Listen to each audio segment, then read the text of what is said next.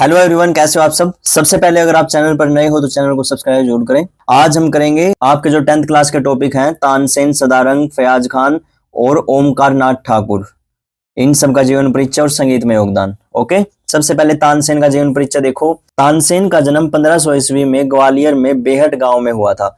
देखो यहाँ पर 1500 ईस्वी में हुआ था, किसी बुक में 1504, 1506 कुछ इस तरीके से दिया हुआ है, तो उसमें कंफ्यूजन नहीं होना आपको सिर्फ 1500 ईस्वी देखनी है। 1500 के आगे कुछ भी हो जाए। तो तानसेन का जन्म 1500 ईस्वी में ग्वालियर में बेहट गांव में हुआ था।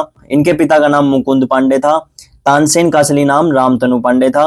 विद्वानों का कथन है कि मोहम्मद गोस नामक एक सिद्ध फकीर के आशीर्वाद से तानसेन का जन्म हुआ था। ओके, आगे वृंदावन के स्वामी हरिदास जी तानसेन के गुरु थे। गुरु की कृपा से बालक तन्ना 10 वर्ष की अवधि में ही एक कुशल गायक बन गए और यहीं से इनका नाम तानसेन हो गया। ओके, 26 अप्रैल 1589 में आगरा में इनका देहांत हो गया था। आगे देखो इनका संगीत में योगदान।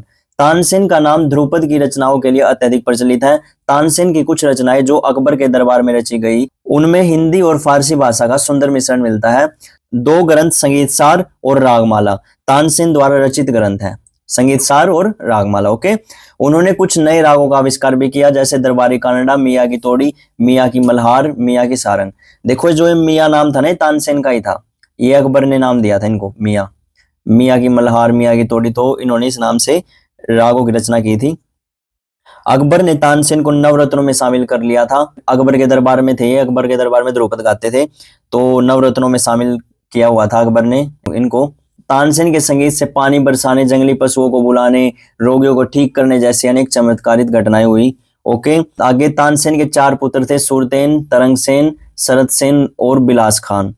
एक पुत्री थी इनकी सरस्वती, जो संगीत कला के संस्कार लेकर पैदा हुई थी। ओके, ये तानसेन का जीवन परिचय और संगीत में योगदान आपने किया। आपके 2 मार्क्स के टॉपिक हैं ये बस।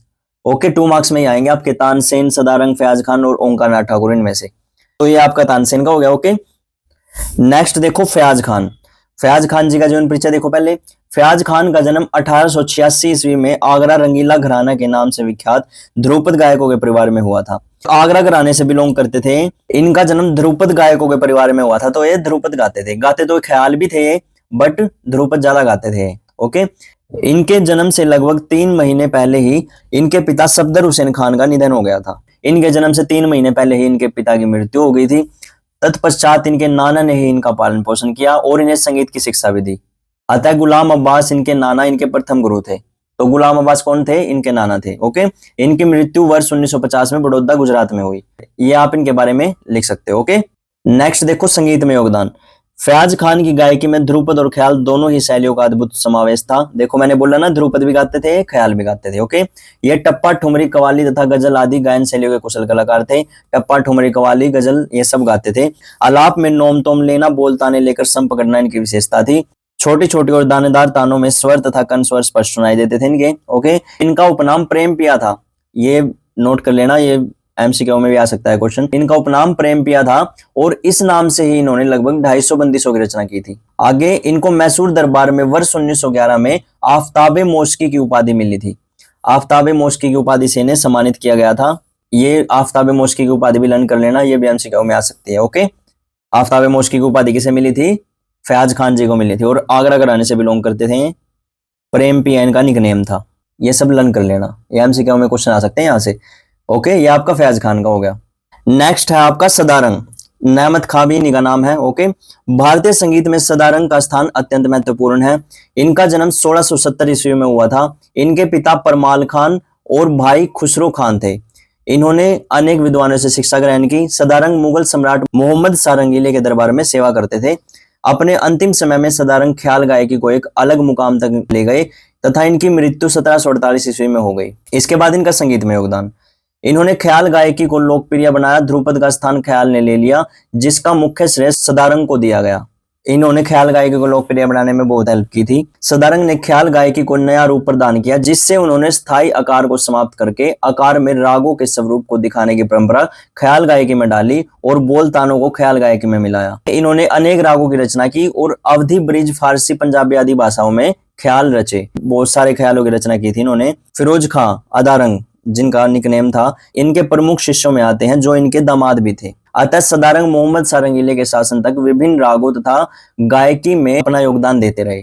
देखो इनका जीवन परिचय लिखोगे सबसे पहले, और जो मेन बात है इनका संगीत में योगदान में, इन्होंने ख्याल गायकी को लोकप्रिय बनाने में बहुत सहायता की थी। ख्याल गायकी को एक नया रूप दिया था इन्होंने। ये आपका सदारंग हो गया, नेमत खां। नेक्स्ट है आपका पंडित ओंकार नाथ ठाकुर, जो इम्पोर्टेंट भी है। इम्पोर्टेंट तो वैसे सारे हैं, ये मोस्ट इम्पोर्टेंट है, इसके आने के ज्यादा चांसेस होते हैं पेपर में।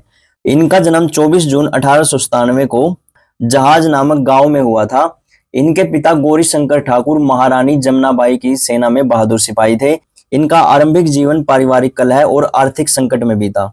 इनके संगीत सीखने की ललक एवं गायन को देखकर बड़ौच के सेठ सापुर जी इनको मुंबई ले गए और वहां महान संगीत आचार्य पंडित विष्णु दिगंबर पुलुस्कर जी के चरणों में इनको सौंप दिया। तो यहाँ से एक बात और पता चल गई होगी आपको, पंडित विष्णु दिगंबर पुलुस्कर इनके गुरु थे। ओके, ये लगातार 9 वर्षों तक वहीं पर शिक्षा ग्रहण करते रहे और वर्ष 1917 में विष्णु दिगंबर जी ने इनकी लगन से प्रभावित होकर इनको लाहौर के गंधर्व महाविद्यालय का प्राचार्य नियुक्त कर दिया।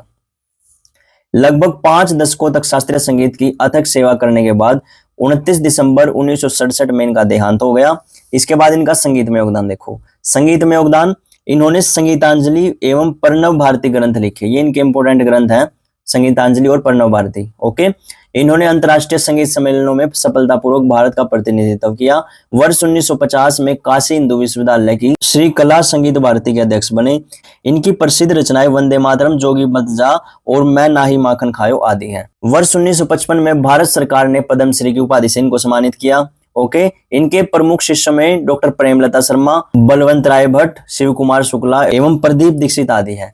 तो ये इनका संगीत में योगदान हो गया और ये इनका जीवन परिचय हो गया। 4 हैं आपके सिलेबस में, ये इनको चारों को अच्छे से कर लेना। ये 2 मार्क्स के टॉपिक हैं आपके, इनमें से एमसीक्यू में भी क्वेश्चन आते हैं। तो मैंने आपको इन चारों का जीवन परिचय और संगीत में योगदान करवाया। उम्मीद है आपको समझ में आ गया होगा। अगर फिर भी कोई डाउट रहता है तो आप कमेंट करके पूछ सकते हो। वीडियो अच्छी लगे तो लाइक शेयर और कमेंट जरूर करना। Okay, thank you.